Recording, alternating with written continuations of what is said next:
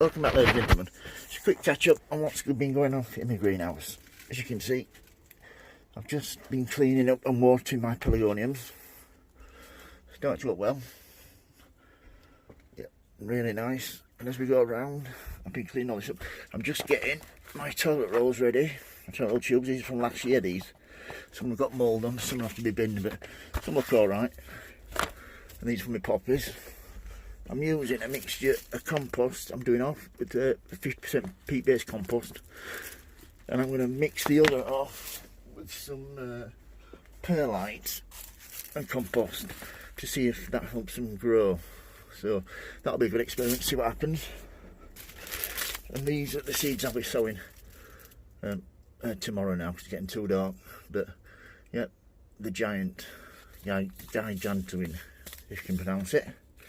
Also got a little heater, just £10 off one of your favourite shopping sites.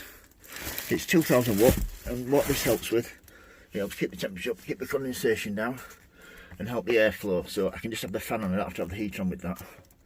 Right, let's get down here, shall we? Right, they're the ones I took the cuttings off at the back there. These are the cuttings. I've got pelargoniums and petunia ones there, looking well under my lights. The best thing I ever did was buy these lights. Right, let's have a look inside here, shall we? Well, as you can see, they're the begonias from last year. They're looking really well. Hope you can see this fine. At the back, that's the begonia tuber that I saved out my hanging baskets. That's just starting to grow again now. And there's my petunia cuttings.